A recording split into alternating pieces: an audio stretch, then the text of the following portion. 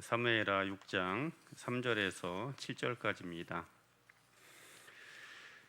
다 같이 읽도록 합니다. 그들이 하나님의 궤를 새 수레에 싣고 산에 있는 아비나답의 집에서 나오는데 아비나답의 아들 우사와 아효가 그 새 수레를 모니라. 그들이 산에 있는 아비나답의 집에서 하나님의 궤를 싣고 나올 때에 아효는 궤 앞에서 가고 다윗과 이스라엘 온 족속은 잣나무로 만든 여러 가지 악기와 수금과 비파와 소고와 양금과 제금으로 여호와 앞에서 연주하더라. 그들이 나곤의 타작마당에 이르러서는 소들이 뛰므로 우사가 손을 들어 하나님의 궤를 붙들었더니 여호와 하나님이 우사가 잘못함으로 말미암아 진노하사 그를 그곳에서 치시니 그가 거기 하나님의 궤 곁에서 죽으니라. 아멘. 오늘 사무엘하 6장입니다. 3절에서 7절 말씀, 다윗의 착각이란 말씀의 제목입니다.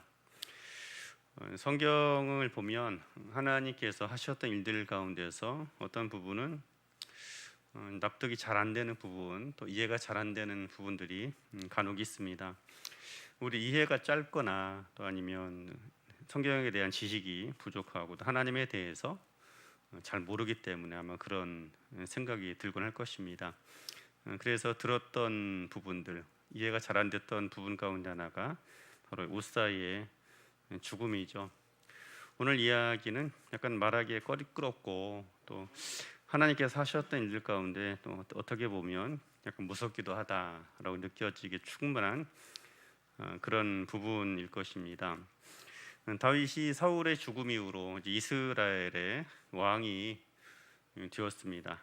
그리고 나서 그가 이제 하나님의 궤를 모셔오려는 계획을 하게 됩니다. 왜냐하면 아주 오래 전에 하나님의 궤는 블레셋 진영에 넘어간 적이 있습니다. 그래서 한 20여 년 가까이 그렇게 블레셋 진영에서 있다가 이제 아비나답의 집에 이제 이스라엘 아비나답의 집에 올라오게 되죠. 그리고 나서 20여 년간 아비나답의 집에 그 궤가 머물러 있게 됩니다. 그리고 나서 공식적으로 이제 하나님의 궤를 모셔놓고 예배를 하거나 제사하는 것들은 아주 오래도록 중단이 되었던 것입니다. 그래서 본문에 보면 이스라엘의 온 집이 하나님을 사모하였다라는 표현을 볼 수가 있습니다. 그 마음을 다윗이 읽었던 것 같습니다. 그래서 이런 정치적 동기도 있었겠지만 다윗이 하나님의 궤를 정식으로 이제 모셔오게 됩니다. 그 과정을 살펴보면 다윗의 입장에서 볼 때는 최선을 다해서 그 하나님의 궤를 모셔오는 의식을 진행했던 것을 보게 됩니다. 본문에 보면 다윗이 새 수레를 만들어서 하나님의 궤를 실었습니다. 그리고 그 궤가 들어오는 모든 곳에는 5절 이하에 보면 여러 가지 악기와 수금 또 다윗이 동원할 수 있는 모든 악기들을 다 동원합니다. 그리고 하나님을 찬양하는 찬양을 불렀겠죠. 그래서 겉으로 볼 때는 너무나 또 흠이 없어 보이는 그런 하나님의 궤를 환영하는 그 행사로 보입니다. 그런데 그 즐겁고 흥겨운 잔치한 가운데 큰 비극의 사건이 벌어지게 되죠. 6절에 보니까 나곤의 타작마당에서 소들이 갑자기 날뛰기 시작합니다. 하나님의 궤가 이제 새 수레에서 쏟아질 위기가 되었던 것이죠.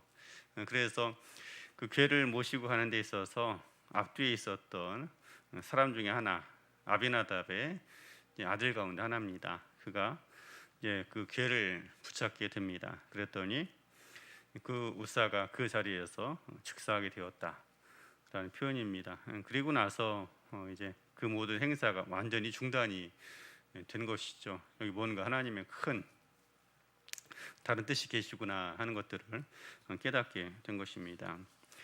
하나님께서 다윗이 설령 잘못한 부분이 있었다 할지라도 그 마음을 이해했으면 그냥 작은 잘못 정도는 그냥 넘어가 주고 했으면 모두가 좋았을 텐데 과정 가운데 하나님께서 왜 그 다윗의 행동을 멈추고 그 자리를 말하자면 그 기쁘고 흥에 겨웠던 그 자리를 중단시켰겠습니까?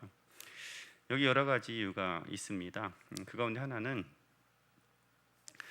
우사와 다윗의 착각 때문이었던 것입니다. 말하자면 용납할 수 없었던 어떤 그들 가운데 있었던 더 교만함이 있었던 것입니다. 그래서 하나님께서 결국에 그 하나님의 교회를 모셔오는 그 행진을 중단시키게 되었던 것이죠. 우리들이 여기에서 살펴볼 것이 있습니다. 우사는 그러면 왜 그 교회를 붙들었는가? 그리고 그 교회를 붙들었던 것이 왜 과연 그 우사가 죽을 만한 그런 잘못이었을까 하는 그런 부분들인 것입니다. 두 가지 이유입니다. 첫째로 다윗의 착각 가운데 하나는 하나님이 다윗의 돌봄 또 사람의 돌봄이 필요하다라고 생각을 했기 때문입니다. 3절 말씀을 다시 보시면 다윗이 바알레 유다로 가서 아비나답의 집에서 괴를 모셔옵니다. 아까 말씀드린 것처럼 블레셋에서 잠깐 머물다 귀환한 하나님의 괴는 20년 동안 아비나답의 집에 머물러 있었습니다. 이 당시 우사하고 아효가 나이가 얼마였는지 모르겠습니다. 그래서 20년이라는 기간은 정말 긴 세월이죠. 어쩌면 이들이 태어나서 한참 이제 자라는 어린아이 시절에 이 괴가 아비나답의 집에 들어왔는지 모르겠습니다. 그러다 보면 이들이 이제 30살의 청년이라고 하면 10살쯤에 괴가 아비나답의 집에 들어오는 것이죠. 그래서 어찌되었든 어린 시절부터 그들은 하나님의 괴가 늘 자신의 집에 있었던 것을 보게 되었던 것이죠. 그러다 보니까 하나님의 괴를 그들이 늘 돌봐주고 또 어떻게 보면 그 먼지가 쌓이지 않도록 청소도 해주고 이런저런 많은 돌봄의 손길이 있었을 것입니다. 그러다 보니까 맨 처음에는 그 하나님의 괴에 대한 어느 정도 두려움 또 아니면 하나님에 대한 경외심이 있었을 것입니다. 그런데 시간이 점점 지나다 보니까 이제 생각이 달라지기 시작하는 것이죠. 하나님의 괴는 언제나 거기 있었고 또 스스로 움직일 수도 없습니다. 그러다 보니까 항상 어떤 자신의 돌봄, 보살핌이 필요했던 것으로 착각을 하게 된 것이죠. 그러다 보니까 이제 하나님의 괴로 상징되는 하나님 자체도 나의 어떤 돌봄과 섬김이 필요한 존재로 생각을 하게 된 것입니다. 다윗도 사실 어떻게 보면 그와 다르지 않습니다. 다윗이 하나님의 괴를 모셔오려고 했었던 것은 하나님을 섬기고자 했었던 의도도 있지만 여러 이유도 있습니다. 또 다른 의도는 정치적 의도가 있었습니다. 아무래도 사울이 죽은 지 얼마 되지 않았기 때문에 다윗의 정치적 기반이 그렇게 탄탄하지 않았습니다. 그런데 하나님의 괴를 모셔오면 어떤 자신의 왕국의 정통성을 인정을 받게 되는 것이죠. 그런 정치적 의도도 있었고 또 하나는 나는 왕이 되어서 이제 왕궁에 거하는데 그 하나님의 괴는 아직까지 그 자신의 집을 찾지 못한 것처럼 보이는 것입니다. 그래서 이제 다윗이 왕이 되어서 그 신하의 처소를 마련해 주는 것처럼 그렇게 하나님의 괴를 모셔오게 되었던 것입니다. 그러니까는 예전에는 없었는데 그 왕의 자리에 올라가다 보니까 이제 하나님도 약간 자신보다 낮은 그런 계층으로 보이거나 그런 상황으로 어느 정도 보이게 되었던 것입니다. 그래서 내가 하나님을 섬기는 것이 아니라 하나님도 그 나의 돌봄이 필요한 존재로 다윗 역시 그런 착각을 하게 되었던 것이죠. 그런데 실상 그 오베데돔이 만약 그 아비나답과 그의 두 아들이 그 하나님의 괴를 돌본 것이 아닙니다. 오늘 그 행사가 엉망이 되고 나서 이제 다윗이 그 괴를 오베데돔의 집으로 보내게 됩니다. 오베데돔에게 보내고 나서 어떤 일이 벌어지는가 하면 하나님께서 오베데돔과 그의 온 집에 복을 주셨다라고 이야기를 합니다. 말하자면 하나님의 괴 때문에 오베데돔의 집에 복이 충만하게 내려지게 된 것입니다. 말하자면 아비나답이 그동안 하나님의 괴를 돌봐준 게 아니라 하나님께서 아비나답의 집을 돌봐 주신 것입니다. 마치 오베데돔에게 하나님의 교회가 들어가니까 복을 주신 것과 똑같은 것입니다. 사람들의 착각 가운데 하나가 바로 그것이죠.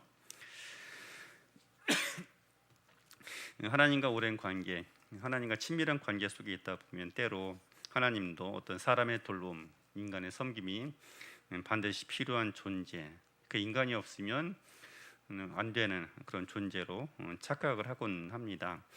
다윗마저도 그런 착각을 잠깐 하게 되었던 것이죠. 그리고 그 착각이 우사의 마음과 똑같았던 것입니다. 우리에게 있어서 참 두려운 것 중에 하나가 있습니다. 공명이라는 것이 있습니다. 공명이 되면 작은 파장들이지만 그 두 개의 파장이 모이면 우리가 상상하지 못했던 큰 에너지를 불러오게 되는 것입니다. 그러자면 우사의 마음 속에 있었던 어떤 잘못된 착각, 그 교만함과 또 다윗이 가지고 있었던 교만함, 착각 두 개가 서로 만난 것입니다. 그 괴를 이끌고 가는 그 앞길을 인도해가는 우사와 그 행사를 계획했었던 다윗의 마음이 서로 공명이 된 것입니다. 그 교만과 교만이 서로 만나다 보니까 어떤 큰 재앙이 되어서 나타나게 되었던 것입니다. 그래서 우리들 가운데 한 가지 기억할 것이 있습니다. 한 사람이라도 마찬가지 가정의 예를 든다면 한 사람이라도 올바른 생각, 올바른 태도로 하나님 앞에 서 있으면 비록 한두 명이 가정에 잘못된 생각, 잘못된 판단할 수 있습니다. 그러나 그것이 어떤 큰 재앙으로까지 가진 않습니다. 왜냐하면 주의 공명이 이루어지지 않기 때문인 것이죠. 그런데 오늘 행사의 자리에서는 우사나 다윗이나 다 똑같은 마음을 가지게 되었던 것입니다. 겉으로 보면 대단히 아름다운 행사처럼 보였지만 사실 그 행사는 교만함의 어떤 극치의 행사였던 것이죠. 하나님도 우리의 돌봄이 필요하다라는 그런 사람들의 착각, 생각에서 나온 것이었기 때문인 것입니다. 하나님께서 우리의 돌봄이 필요한 것이 아니라 우리가 하나님의 돌봄이 필요한 것이고 또 하나님께서 우리에게 복을 주시는 것입니다. 이것을 잊지 않고 살아가는 것, 그것이 하나님 앞에서 주를 섬기는 올바른 마음가짐일 것입니다. 하나님께서 아마 다윗의 왕조가 새로 시작되는 과정 가운데 그냥 적당히 넘어가서는 안 되는, 그냥 간과할 수 없는 그런 부분이었기 때문에 이 부분에 대해서 하나님이 제동을 거시게 되었던 것입니다. 그리고 두 번째로는 하나님을 바로 잡으려는 생각, 착각 때문인 것이죠. 우리가 잘못 판단할 수 있습니다. 잘못 판단할 수 있고 잘못 착각할 수 있죠. 그런데 그때마다 하나님께서는 거의 대부분 하나의 사인들을 보내주십니다. 우리들이 잘못된 판단을 하거나 결정을 할 때 그 사인들이 있죠. 사람을 통해서 이야기를 하든 이런저런 환경을 통해서 아니면 직접적으로 하나님께서 우리에게 말씀하시는 경우들이 있습니다. 다윗과 그의 신하들이 기획했던 행사가 분명 어떤 하나님의 마음에 들지 않았던 것입니다. 그래서 하나님께서는 그 행사를 일단 멈추기로, 유보하시기로 작정하십니다. 그 예가 6절에서 나곤의 타작마당에 이르러서 소들이 뛰었다라는 것입니다. 소들이 멀쩡하게 길을 가다가 펄쩍펄쩍 뛰는 것이죠. 그래서 괴가 도저히 앞으로 진행할 수 없었고 오히려 심지어 그 괴가 땅바닥에 쏟아질 그런 상황이 된 것이죠. 여기는 분명한 하나님의 그 의지, 하나님의 뜻이 담겨져 있는 것입니다.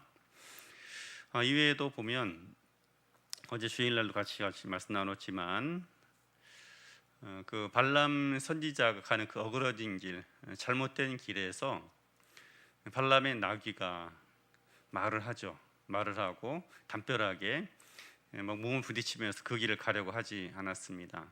왜냐하면 그의 앞에 여호와의 사자가 칼을 들고 서 있었기 때문입니다. 그런데 사람만이 그 하나님의 사자가 칼을 들고 서 있는 것을 보지 못합니다. 결국 그 후에 발람 이방 선지자의 눈이 열려서 자신 앞에 그 길을 막고 있는 하나님의 사자가 보이게 되었던 것이죠. 그리고 삼손이 딥나에 내려가서 블레셋 여인과 결혼하기 위해서 포도원을 지나쳐가려고 합니다. 그런데 그때 이 포도원에서 젊은 사자가 하나 튀어나오게 됩니다. 왜 하필 포도원에서 젊은 사자가 튀어나왔을까? 거기에는 분명한 하나님 의도가 있는 것입니다. 포도원 자체를 삼손은 가까이에서는 안 되는 그 나실인이었습니다. 바로 그 포도원에서 사자가 튀어나와서 그 길을 막고 부르짖은 것입니다. 그런데 삼손이 결국에 그 사자를 찢어 죽이고 나서도 그 길을 돌파해 나가게 됩니다. 그 인간의 아도남, 인간의 고집스러움을 보여주고 있는 것이죠. 이 정도 사인이면 내가 가는 길에 뭔가 좀 잘못된 것이 있구나, 멈춰서거나 돌아보거나 할 그런 필요가 있는 것입니다. 그런데 그런 명백한 하나님의 사인을 보고서도 그것을 깨뜨리고, 말하자면 그 사자를 찢어 죽이고서라도 그 길을 가는 것, 그것이 삼손의 아두남, 아니면 그 당시 사사시대 사람들의 그런 모습이었을 것입니다. 오늘 이게 다윗이 하나님의 귀를 모셔오는 장면도 사실 그와 똑같습니다. 하나님께서 과거에 발람의 나귀를 통해서, 또 아니면 삼손 앞에 나타났었던 젊은 사자를 통해서, 오늘은 그 다윗이 예배했었던 소들이 날뛰음을 통해서 하나님의 어떤 의지, 하나님의 마음을 표현하신 것입니다. 때로 이처럼 말 못하는 짐승들, 우리가 생각할 때 미물이다라고 여기는 그런 것들을 통해서도 하나님께서는 말씀하십니다. 실제로 예수께서 말씀하셨던 것처럼 어린아이들 같이, 말하자면 천지분간하지 못하는 그런 사람들의 입에서 나오는 찬양을 통해서도 영광 받으시고, 또 돌들을 통해서도 하나님을 찬양할 수 있다라는 것이 실로 맞는 그런 표현인 것이죠. 그래서 어쨌든 소들이 뛰었다라는 것은 그 다윗과 우사의 마음이 무엇인가 잘못되었다, 다윗의 마음이 잘못되었다, 그 길을 막고 있는 것이었습니다. 그런데 그쯤 되면 멈추고 또 다시 묵상해보고 생각하고 점검해 보아야 합니다. 그런데 우사가 한 가지 잘못을 더 범하게 되죠. 어떤 하나님의 사인이 뭔가 잘못되었다라는 그 사인을 바로잡으려고 합니다. 우사가 하나님의 귀를 붙들었다라는 것은 바로 그것입니다. 지금 행사가 엄숙하게 진행되고 있는데, 행사가 엄숙하게 진행되는데 하나님 당신 여기서 말씀하시면 되겠느냐, 그런 표현이기도 한 것이죠. 소를 붙들었다, 아니면 하나님 귀를 붙들었다라는 것은 그냥 어떤 행사를 잘 진행시키기 위한, 원만하게 진행하기 위한 그런 노력이라기보다는 하나님을 바로 잡으려는 그런 생각, 그런 표현이기도 했던 것입니다. 말하자면 내가 잘못이 아니라 당신이 잘못된 길로 가고 있는 것이 아닌가 하는 그런 이야기인 것이죠. 바로 그 생각이 하나님 마음에 더 들지 않게 되었던 것이죠. 우리들의 삶 속에서 때때로 주님을 바로 잡고자 하는, 나는 틀리지 않았고 당신이 틀렸습니다, 그래서 주님까지도 바로 잡으려고 하는 그런 착각들을 간혹 합니다. 예수님께서 예루살렘으로 가실 때에 그 십자가에 대해서 말씀하시지 않습니까? 그러니까는 베드로가 예수님을 붙들고 항변합니다. 성경이니까 그 부분을 완곡하게 표현하고 있지만 실제 표현은 이렇습니다. 베드로가 예수님을 멱살을 잡듯이 해서 그 길을 가로막았다라는 것입니다. 그러니까는 베드로가 아마 예수님보다 나이가 좀 많았을 것 같아요. 그러다 보니까 예수님에 대해서 어떻게, 당신이 약간 나이가 좀 어려서 지금 잘못 판단하고 있는 것 아니냐, 젊은 혈기로 잘못 판단하고 있는 것 아니냐, 당신이 왕이 되어야지 왜 십자가에서 죽임을 당하려고 하느냐 하는 그런 일종의 항변, 가르침이었던 것입니다. 예수께서 그 부분에 대해서 단호하게 말씀하시죠. 사탄아, 내 뒤로 물러가라, 너는 나를 넘어지게 하는 자로다, 말씀을 하십니다. 말하자면 그 베드로의 잘못된 생각을 지적하시고 바로잡아 주시게 되었던 것입니다. 예수님 참 은혜죠. 그 예수님의 시대가 은혜의 시대인 것을 보게 됩니다. 아마 다윗 시대 같았으면 베드로도 어딘가 온전치 못했을 것입니다. 그런데 간혹 이제 사람들이 살고 주로 옮겨 섬기다 오래 섬기다 보면 그런 생각 종종 하게 됩니다. 내가 죽을지언정 내가 옳습니다. 죽을지언정 내가 바른 길을 가고 있다라는 것이죠. 그래서 내가 방향을 전환하기보단 하나님 당신께서 방향을 전하는 것이 옳습니다라는 그런 생각을 하기도 합니다. 실제로 구약에서 요나 선지자도 바로 그랬죠. 내가 죽을지언정 내가 옳습니다. 끝까지 그렇게 항변했던 사람 가운데 하나이곤 합니다. 사람의 어떤 고집과 사람의 어떤 아집이라고 하죠. 그리고 사람의 오만함이 때때로 그런 상황까지도 이르게 되는 것입니다.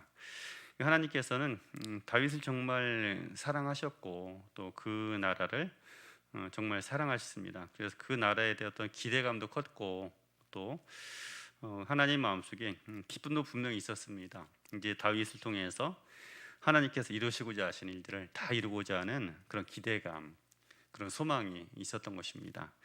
그렇기 때문에 다윗의 왕조가 출발하는 그 시절, 그 시점에 다윗의 잘못을 바로 잡으실 수밖에 없었던 것이죠. 우리에게 있어서 언제나 기억해야 할 것이 있습니다. 하나님, 당신이 옳습니다라는 것입니다. 말이 좀 길어지는 이야기인지 모르겠지만 다니엘 기도회 이전에 보면 그 윤선 디자인의 정윤선 대표가 나와서 이런 간증을 한 적이 있지 않습니까? 그 간증의 제목이 그렇습니다. 하나님은 언제나 옳습니다라는 것이요. 우리가 하나님 당신 옳습니다라고 고백하는 건 쉬워요. 그런데 하나님은 언제나 옳습니다. 언제나가 붙이는 것은 참 어려워요. 왜냐하면 가끔은 내가 옳은 것처럼 느껴지는 때들이 종종 있기 때문입니다. 그러나 하나님은 언제나 옳습니다.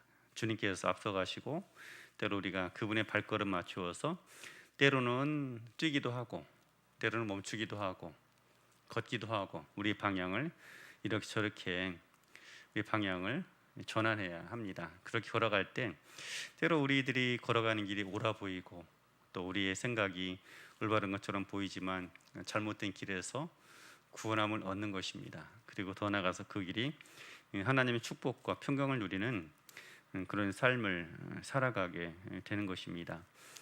다윗은 이후로 대단히 큰 교훈을 얻은 것 같습니다. 그래서 결국에 잘못을 완전히 수정하고 새롭게 하나님을 잘 섬기죠. 그리고 그 이후로 그의 왕국이 더 견고해졌던 것을 이제 보게 됩니다. 오늘 우리에게도 이런 겸비함, 이런 지혜가 있어야 할 줄로 믿습니다. 하나님께서 우리의 돌봄, 나의 돌봄이 필요한 것이 아니라 하나님께서 우리를 돌보아 주고 계시는 것입니다. 그리고 더 나아가서 하나님은 옳습니다. 언제나 옳으신 그런 하나님이신 것입니다. 그렇게 하나님을 잘 섬김으로 주께서 우리를 통해서 이루실 계획들이 있고 또 다윗에게 주셨던 복이 있는 것처럼 우리 가정마다 주시고자 하시는 예비해 두신 은혜, 쌓아두신 은혜, 예비해 놓으신 하나님 은총이 있는 것입니다. 이것들을 충만하게 받아 누리고 또 우리를 통해서 하나님의 살아계심, 하나님의 영화로우심을 나타내며 또 증거할 수 있는 하나님의 사람들이 되어지길 주의 이름으로 축복합니다. 기도하겠습니다.